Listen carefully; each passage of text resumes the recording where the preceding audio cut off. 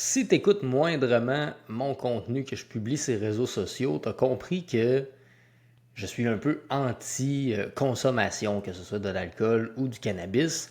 Puis souvent, on me pose la question: Hey Olivier, ça t'arrive-tu de prendre une bière de temps en temps? Ça t'arrive-tu des fois de prendre une brosse ou c'est vraiment zéro? Puis, je vais répondre à cette question-là aujourd'hui. Juste avant, je tiens à te remercier d'avoir encore une fois choisi de m'écouter parmi tout ce que tu pourrais écouter en ce moment. Bienvenue au podcast de l'évolution. Aujourd'hui, on va parler un peu de pourquoi finalement je ne consomme plus du tout et que je ne consommerai plus jamais. Avant de rentrer là-dedans, j'aime toujours faire un petit retour en arrière. Fait que parlons un peu de mon expérience avec la consommation. Ce qu'il faut savoir, c'est que moi, j'ai commencé à consommer du cannabis alors que je suis pas mal sûr que j'avais juste 12 ans. Je pense pas que j'avais encore 13 ans. J'étais en secondaire 1. J'avais toujours été un jeune qui. Ça m'effrayait, là, la drogue. Puis j'étais comme non, moi je toucherai jamais à ça. Puis, par un pur hasard, les amis que je me suis fait en arrivant au secondaire, c'était des gars qui avaient déjà expérimenté un peu avec le cannabis. Puis à un moment donné, justement, mon ami m'avait dit: Hey, à soir, on pourrait s'acheter du pot. Puis là, au début, j'étais comme non, tu sais, t'es pas rapport. Mais finalement, je sais pas qu'est-ce qui s'est passé. Ça a fait un bout de chemin dans ma tête, puis je me suis dit que c'était une bonne idée de fumer du pot.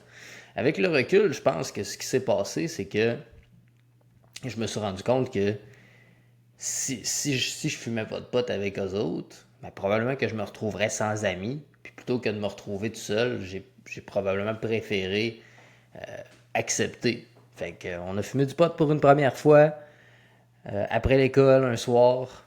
Puis après ça, ben, on a fumé le restant du pot un midi, euh, avant de retourner en cours.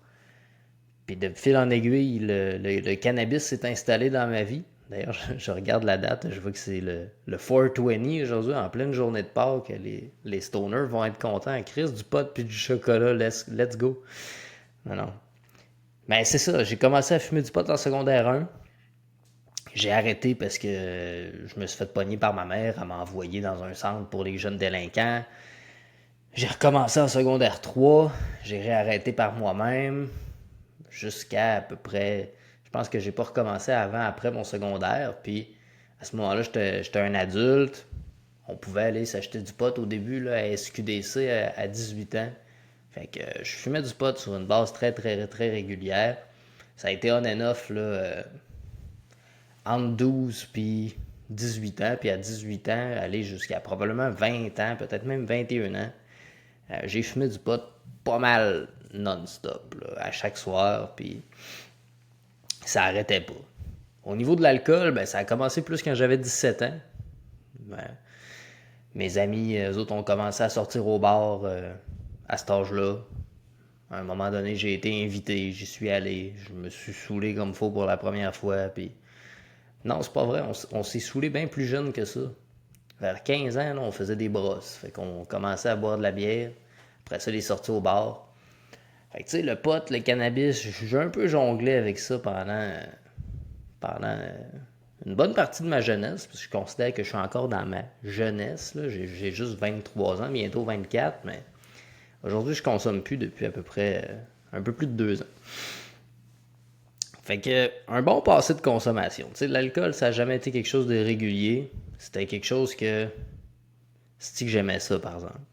Je savais que ça avait pas de bon sens de consommer, mettons, à tous les soirs tout seul. Par contre, une chose est sûre, c'est que je l'attendais en tabarouette, mon vendredi puis mon samedi soir. Toute la semaine, là, je pensais rien qu'à ça. Le lundi, je pensais pas trop. À partir du mardi, ça s'en venait. Puis il y avait beaucoup d'anticipation. Je ne vivais que pour me saouler la fin de semaine, littéralement. Fait que, ce que j'essaye de dire, c'est que moi,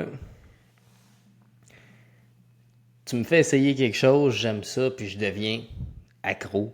Ça vient que ça fait partie de ma vie. Ça prend beaucoup, beaucoup, beaucoup de place dans ma vie. Je considère que je suis quelqu'un qui a une personnalité addictive, qui tombe facilement accro à pas mal n'importe quoi.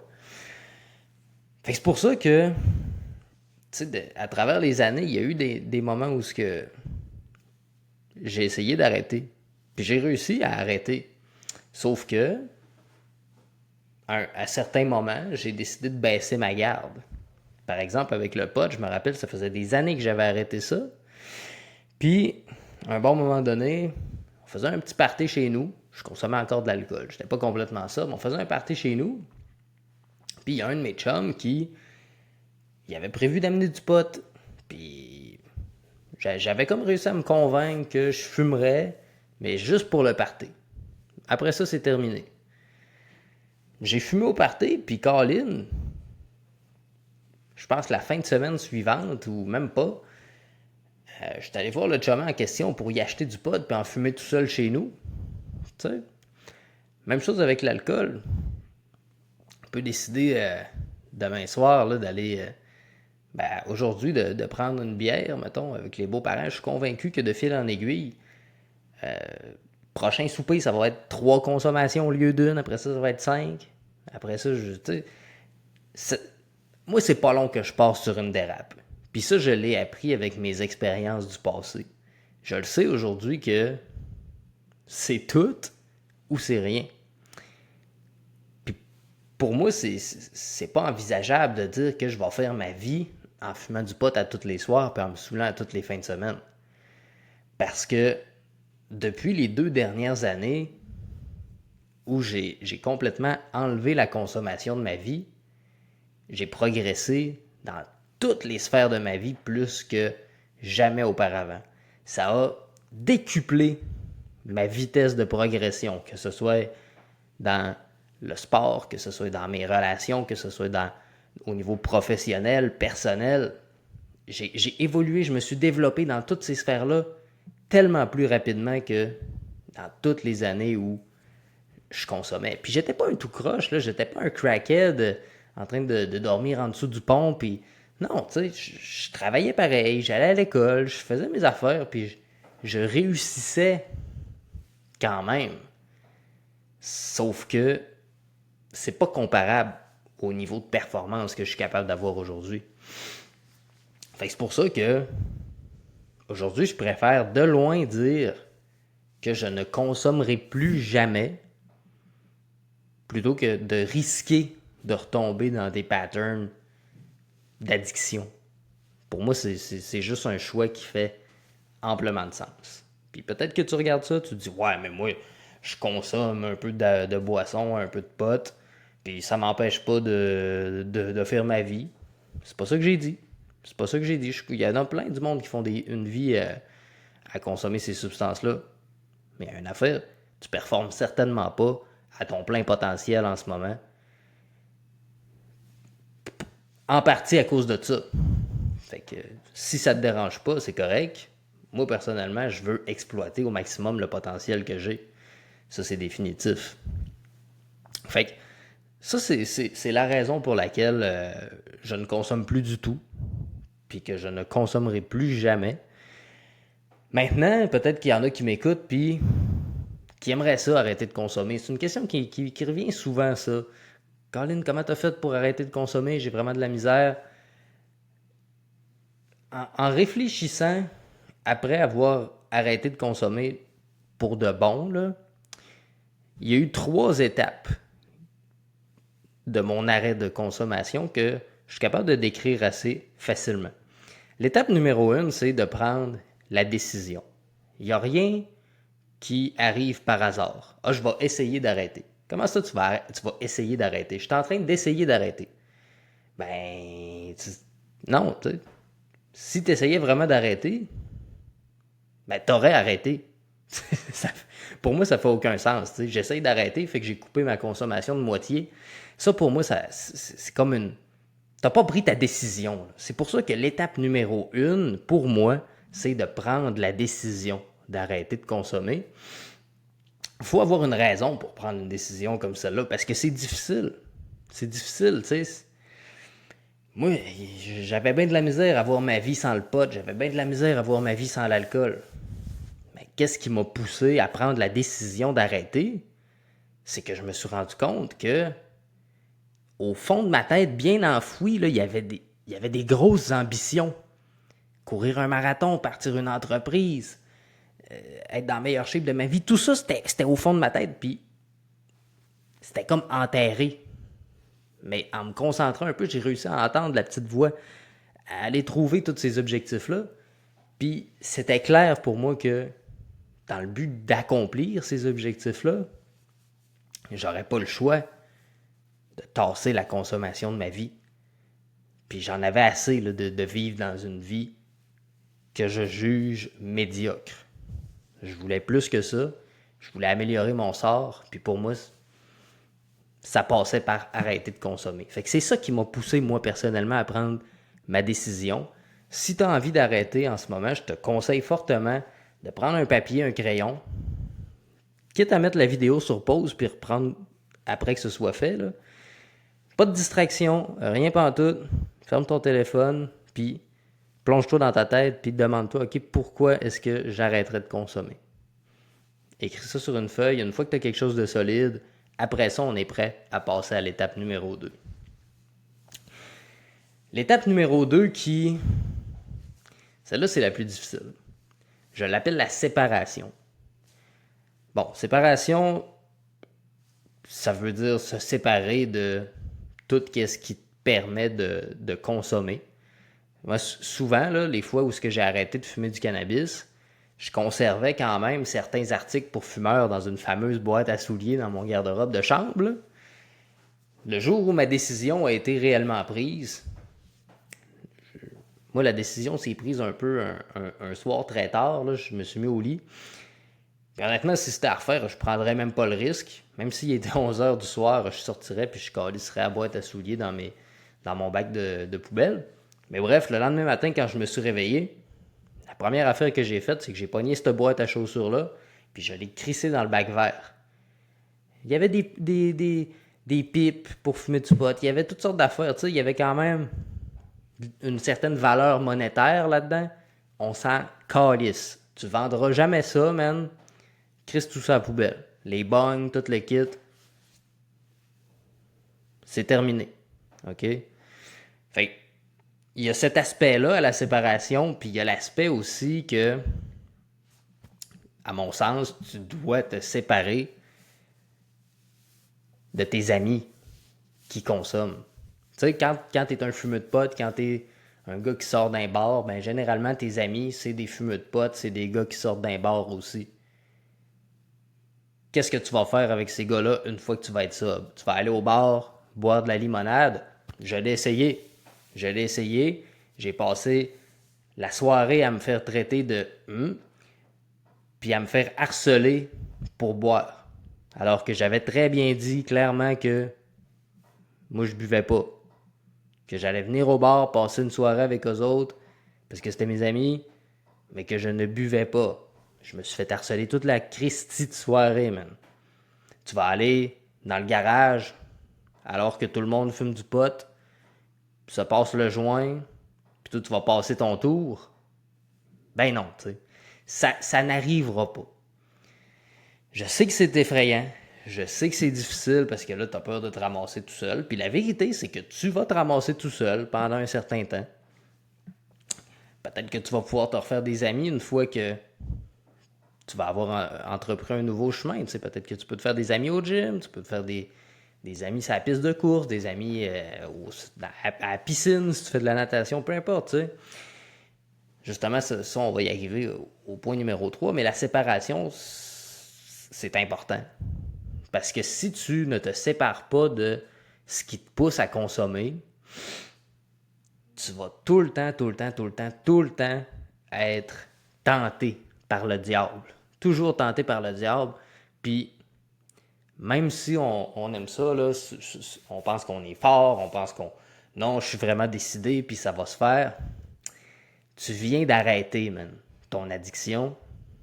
T'es faible en ce moment. T'es dans une position de vulnérabilité. Tu peux pas te permettre d'être constamment exposé à la tentation. Fait que, puis normalement, si l'étape numéro 1 a été bien faite puis que tu as vraiment une raison profonde qui te pousse à arrêter, ben prendre la décision de te séparer, ça devrait pas être si difficile que ça. Très honnêtement, là, j'ai pas souffert de m'être séparé de mes amis. Pardon. Puis longtemps dans ma vie, je disais que j'avais pas grand-chose dans la vie, mais qu'au moins j'avais des bons amis. Je les aimais beaucoup, mes amis. Puis je suis pas fâché contre eux. Je les déteste pas. Ça peut arriver des fois qu'on va échanger un texto, prendre des nouvelles, sans plus, tu sais. On va plus au bar, on va plus au garage, on se voit plus. Mais on n'est pas fâché, on n'est pas en mauvais termes. C'est juste que on a pris des chemins qui sont différents. Nos chemins se sont séparés. Puis c'est des choses qui arrivent dans la vie. Fait que si ta décision est prise, maintenant il te reste à te séparer, à faire la séparation de tout ce qui te permet de consommer, puis de tout ce qui t'occasionne des tentations, puis malheureusement, tu as certainement des amis dans ton entourage qui t'occasionnent beaucoup de tentations au quotidien. Mais normalement, ça ne devrait pas être difficile de te séparer de ça si tu as une bonne raison de le faire. Ça m'amène au point numéro 3. Tu peux pas arrêter de consommer puis juste commencer à te tourner les pouces sur ton divan. Ça fonctionne pas comme ça. J'appelle l'étape numéro 3 la concentration. OK? C'est-à-dire que tu mettais beaucoup d'énergie dans la consommation. Moi, je mettais beaucoup d'énergie dans le pot. Je mettais beaucoup d'énergie dans mes sorties au bar.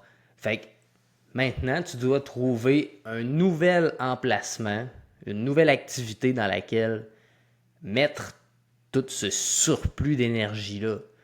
Moi, personnellement, ça a été la course à pied, ça a été la musculation, ça a été mes études. Aujourd'hui, c'est ma business. Tu dois booker ton horaire.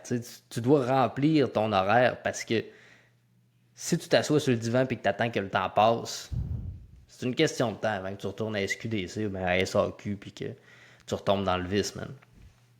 Tu vas passer un coup de fil à tes vieux chums. Hey les gars, désolé, finalement, je veux revenir aux soirées garage. Je veux recommencer à sortir au bar avec vous autres. Tu dois te concentrer sur... Tu dois concentrer ton énergie ailleurs. Puis ça peut être n'importe quoi. Moi, c'est sûr que je t'encourage à faire du sport, je t'encourage à faire de la musculation. Ça peut être de l'art, ça peut être... Tu peux te partir une chaîne YouTube, tu peux faire n'importe quoi. Quelque chose qui va te passionner, quelque chose qui va te stimuler, que tu vas avoir le goût de revenir puis d'en faire encore et encore et encore. Comme je te dis, ça peut être n'importe quoi. Tant que ça prend du temps dans ton horaire, ça te permet de concentrer ton énergie là-dessus puis de ne pas penser, de ne pas avoir envie de retourner consommer. Fait que c'est vraiment ça, ma stratégie en 3 étapes. Je suis pas toxicologue, je suis pas quoi que ce soit. Je suis juste un gars qui a arrêté de consommer. J'ai pris le temps de réfléchir à comment j'avais fait ça. Tu sais, sur le coup, ça s'est fait un peu naturellement. Mais en y repensant par après, il y a vraiment eu ces 3 étapes-là. Puis ça se fait vite, hein? Ça se fait vite, là. Il n'y a pas d'histoire de « OK, je coupe ma consommation de moitié, après ça de moitié encore, après ça de moitié encore. » Man, si tu fais ça, qu'est-ce qui va arriver? Dès que tu vas avoir une journée avec des émotions un peu négatives, une mauvaise nouvelle à job, ta blonde t'a pété une coche, qu'est-ce que tu vas faire, tu penses? Tu vas retomber dans ton pot, tu vas retomber dans ton alcool, c'est sûr. Là. Fait que moi, je pense que... Moi, ce qui a fonctionné pour moi, c'est d'y aller à frette, là, cold turkey, qu'on dit. Puis, écoute, il n'y a pas eu de sevrage, il n'y a pas eu quoi que ce soit. La décision, ça se prend le temps d'un instant. Normalement, là, si tu m'écoutes encore jusque-là, c'est parce que ta décision est pas mal prise. T'sais. Tout ce qui te reste à faire, là, c'est de t'asseoir et de mettre ça au clair. Là, vraiment, OK, pourquoi je le fais? Tu mets ça sur papier, ça va peut-être prendre une demi-heure. Séparation, ça se fait quasi instantanément. T'sais. Tu pognes tes affaires, tu calisses ça à la poubelle, puis t'as pas besoin d'écrire à tes amis que fuck you, je vous parle plus, whatever. Tu fais juste naturellement prendre tes distances. T'sais. Une invitation pour aller au bar, non merci. Une invitation pour aller fumer du pot dans le garage, non merci. Puis éventuellement, ils vont arrêter de t'inviter. Là. Ça va se faire tout seul. Puis après ça, la concentration, ben écoute, commence à essayer des affaires. Hein. Il n'y a rien à faire, il n'y a rien à faire. Man, il y a tellement d'affaires à faire. Essaye.